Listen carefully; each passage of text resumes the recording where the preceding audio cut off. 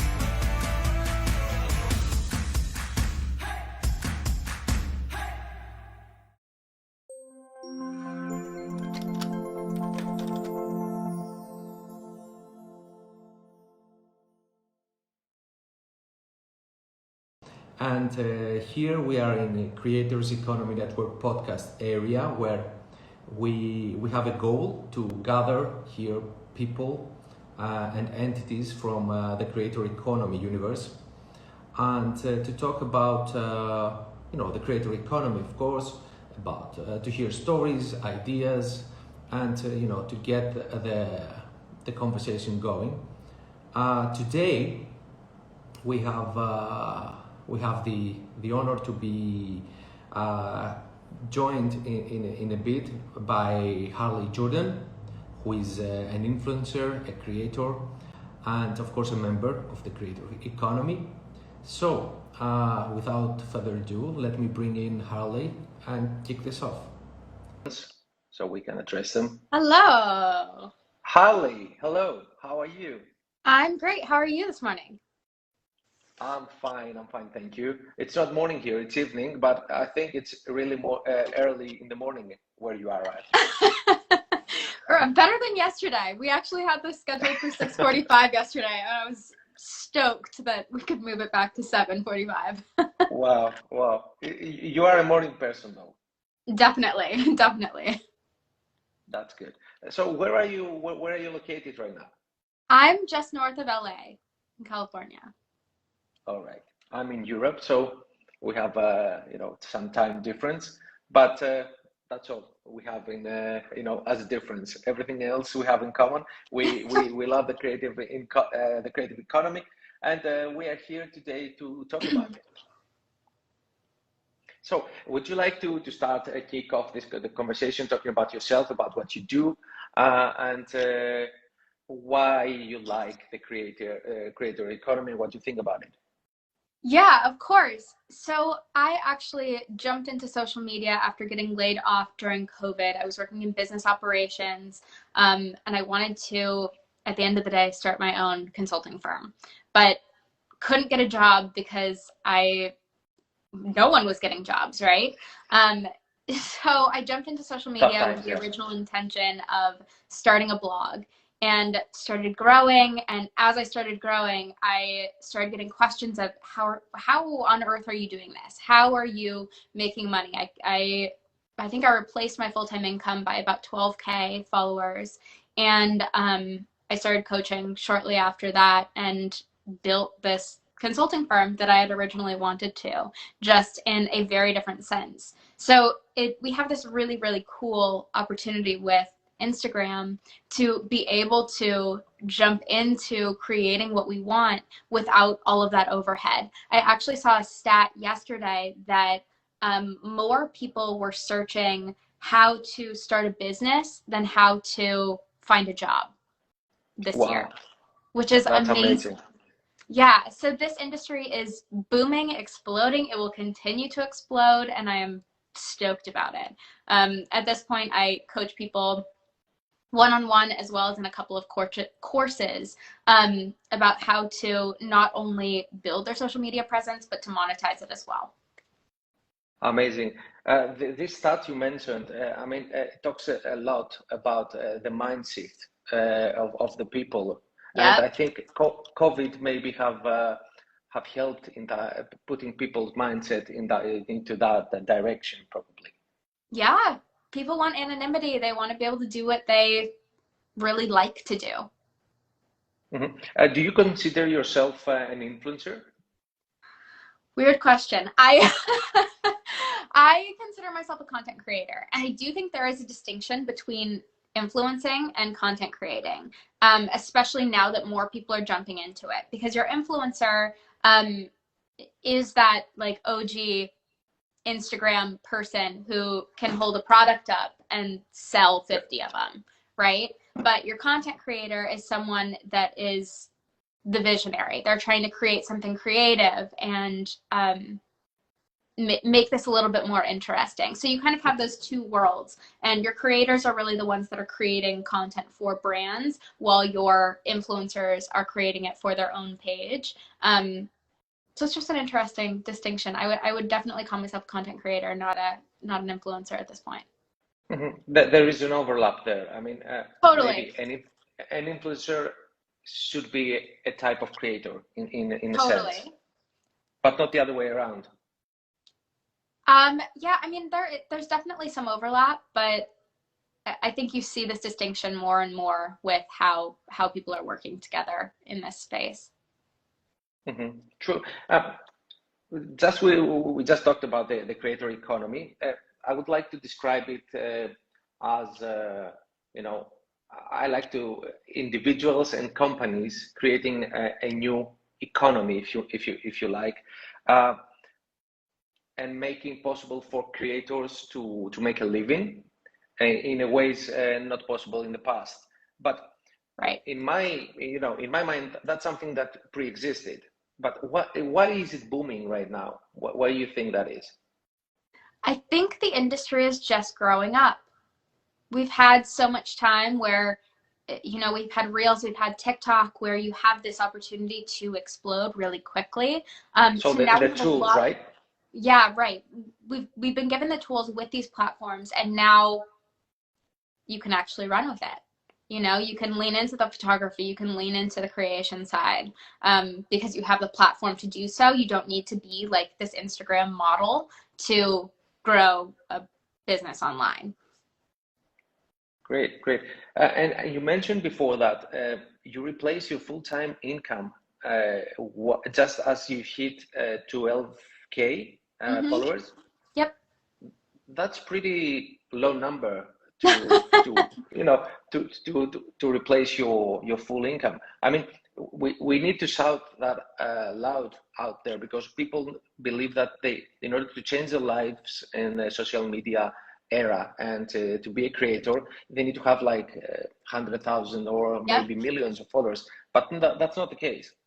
No, it's really just being business minded and being strategic about it. Regardless of if you're an influencer, if you're a creator, all of that does require a business sense. You can't just jump in and think, okay, I'm going to post pretty pictures and then it's going to work and I'm going to make a ton of money. So don't get me wrong. During that time, I was hustling. It was long hours. It was a lot of work, but I learned so much. Number one, I learned so much that I could pull into my business and all of that, and the money came with it. So you definitely don't need 100K to start making money here. Can you talk a bit more about this business minded you mentioned before? I mean, getting into this for people starting now, just creating their accounts, they need to have their business in the back of their heads right from the beginning, right?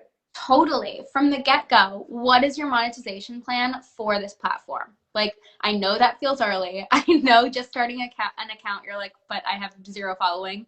What do you mean monetization plan? Well, think of it. Think of it in the back of your head, and then take those step-by-step pieces to actually get there. You know, because if I don't have an end goal in mind, I can't plan out my path correctly. If I know that I want to create collabs at the end of the day, I need to now start learning how to create better content with product. I need to learn how to not go like this, and take that content to a new level. And then when I do have that opportunity to start actually reaching out to brands or working in whatever extent you want, you really have to take that leap. Send the business email, don't DM them. Really treat this like a business. Yeah, good thoughts. And I was thinking about that mindset that everyone should have right from the get-go, because From the there is get-go. a saying that goes like, if you are not looking where you want to go, you will end up where you're looking at. So you should be focusing on the right things. I love that. Yes, that's so perfect. Yeah, if you don't have a plan in mind, how are you ever going to make money? Come on. Makes sense. Yeah, and you shouldn't be shy to talk about it. I mean, it's not because a lot of people are shy to talk about business and money and ask for money. But if they offer value, they should get some, monetization out of it. Right, definitely. Makes sense. So you are on Instagram. I know you are very heavily on Instagram. Do you use other platforms? And would you suggest someone that starts today to focus on one platform or go all the way? Okay, so I am not very good at getting on that other platform, getting on the TikTok, but I should be. And the reason that I'm not right now is because I'm trying to focus on the back end of my business, and that is my main goal, and bringing out some new products and various other things for the new year. So getting on a new platform just can't be my priority. I can't push out that much content when the back end of stuff isn't ready. So that being said, in someone starting fresh, what do you want to focus on? What do you want to jump into with both feet? Because you do need to jump in with both feet. So if Instagram's that thing, amazing, jump in. If TikTok's that thing, TikTok's a lot of content every day. So repurposing your content, I found, just doesn't work. It's the lazy way to do things, because people view TikTok so differently than they view Instagram.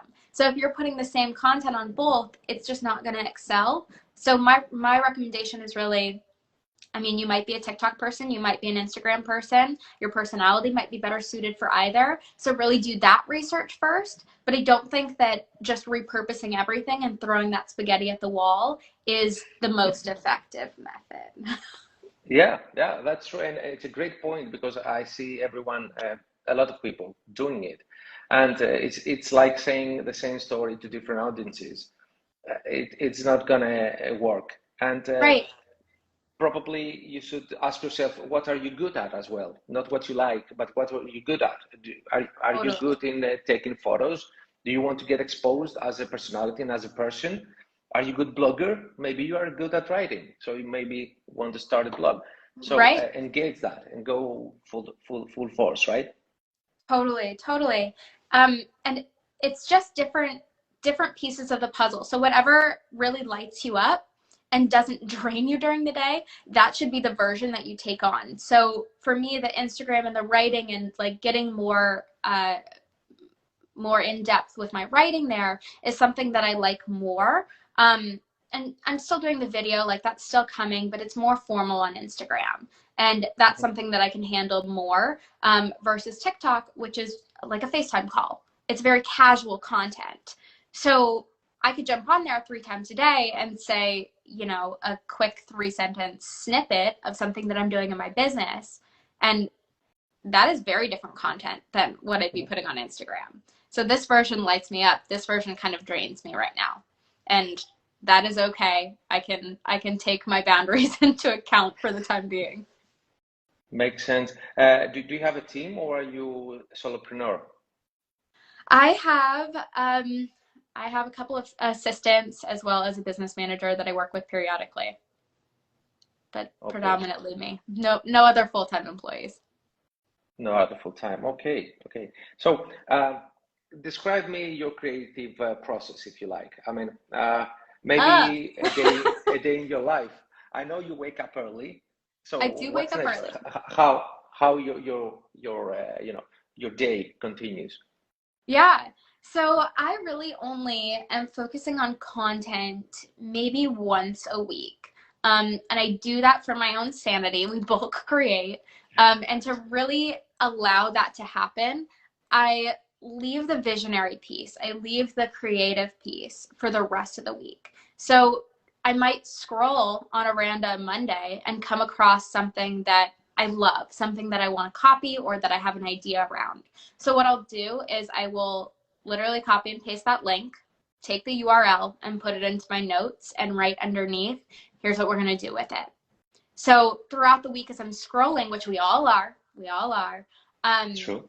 I can find those pieces of imagination, and it's not going to be contrived when Tuesday comes around and I have blocked off in my calendar, we're creating today, and I have nothing to do. I don't want Tuesday to come around and I'm like, scrolling, don't know what's happening, like haven't created anything. So the rest of my week is kind of associated with like my business and taking meetings and working with clients and doing all of that stuff. And the marketing side of it is really something that needs to be scheduled in because it can't be my whole life. True. And you can get lost in the creating Yes. process. There's Burnt always out is more very you easily. can do. You can Mhm. always find another account. You can always scroll more on Instagram. That is true. So you have one day a week that you create the content for the rest of the week, right? Hmm. Makes sense. Makes sense. And it helps you not to be burned out by social media, Totally. Totally. which is easily. You really just can't be that creative all the time. It's draining. That's true. That's true. All right. So throughout your experience so far, what type of content? I see you do a lot of videos I do a lot of in your videos. feed. So I would assume that you've seen that videos work better. Absolutely. Reels are definitely the way of the future. They're your creme de la creme right now. Any kind of video content is just going to be the way of the future. And I say that not only because we know that from all of the big wigs at Instagram and TikTok and whatever, but also because video is attraction marketing. If you're watching me speak right now, the way that I'm talking with my hands, the way that I'm speaking, that's going to be appealing to a specific type of person. So if you're scrolling on the Reels tab and you see someone speaking or you see the way they move their body, you're going to be more attracted to who they are as a person. You're going to know more about them. Versus a photo where I could just be standing here smiling and you learn very little about me. So leaning into video is the really truly like the best thing that you can do because it's an opportunity to show off your personality. And that's what people want to see. They want to feel connected to others. True. Social media is about connecting. Uh, Absolutely. at least that's what Mark says. So I guess we're doing it all for the connection and to find people to Yep. talk to and to collaborate and do things. So have you seen like a spike, but the day you started using video more heavily in your account? I wouldn't say the day, but once I started I mean, leaning in, yeah. it took about, once I started leaning into video, it was actually January 1st, 2021. And Okay. the first video that I ever had went viral on around Valentine's Day. So in about, I don't know, 6 weeks or 1 month and a so, half. I had my first viral video. And that took a lot of experimenting. So if that's not coming for you, that time in the sun is coming. You just have to keep creating and find that thing that sticks. Because I threw a lot of spaghetti at the wall. I tried a lot of different things within that You don't know time. what's gonna stick. You really don't. You don't know what is going to be that thing, that superpower for other people. Because a lot of the time we don't see the thing that we're best at. It's like right in front of our face, we can't see it. So that was the same thing for me. I never, ever, ever, ever, ever thought that I would teach people how to better edit their videos. Never in a million years. But that's what I became known for a while. And now that Instagram has progressed, there are a lot of people doing that now. I was one of the first people to bring transition tutorials to Instagram. And now that all these people are doing it, it really doesn't work the same anymore. So I'm back into that like kind of throwing spaghetti at the wall phase and learning what sticks. It's all an experiment. It's all data. And that's just ringing it home with that business sense that you need. And it's not always the same thing. I mean, something that doesn't stick today maybe be sticking in say 6 months from now. Totally, totally. But people's wants and needs are always changing. True. On your profile, you mentioned that you, I think, is be an influencer, be a creator, and get paid. And Yep. that get paid part is very important because a lot of people don't know how to monetize and how to the business mindset we talked about earlier. Uh, do you want to say some more things about how you get paid, how you monetize your content, and how you create value for others? Sure. I mean, I that list of ways that I get paid is like about 7 long. I have my own courses and services. I create content for brands that you'll never see on my page. I promote on my page. I do like market research opportunities sometimes where they need creators to give more insight into a product. I do what else? Guest teaching, like education opportunities. There's a ton of these ways to monetize affiliates too, and leaning into developing those multiple streams of income for you is really what's going to make this most stable. Because yes, that first month that I replaced my income at 12K, I was like, hell yeah, like we've got this, it's great. But you know what? Next month, that might not happen. I need to push just as hard, if not harder, and it's not consistent. So what I've really tried to do over the last year is develop those multiple ways that I'm getting paid so that it's stable. Um, so predominantly what I focus on my page is how to monetize through collaborations and working with brands, whether that be content that they are using themselves or you're posting on your page and promoting. I see. So diversifying your income streams is super important, right? So important. All right. Okay, now I'm going to do a shameless plug now because, as you know, we are from copyright world and what we do best and how we provide value to the creators economy is by Yes, I creating. tagged CW Protect this morning. Exactly. Cool. Cool. So we are creating services for the creators in order to protect and monitor their creations online. We do automations as well, and I would like to ask you if someone is stealing your work, if you find someone stealing your work and making money out of it, how frustrating is that for you? It's so frustrating. I have seen a lot of copycats on the Reels tab, and that's why your service Well, initially interested me because it's so frustrating to see your work mimicked like that. because the creating process is not easy, right? Not It's not a push of a button. It right. takes time and It's not. I mean, I just told you it's this whole week of like planning out and then creating and stepping into it. It's a lot of work. So when someone takes your stuff and is like, yeah, that's a great idea, love it. Let's recreate it to a T. That's really frustrating. it is. It Down is. to the caption I've seen. Exact video, exact caption. Wow, Yeah, shameless. shameless. Amazing.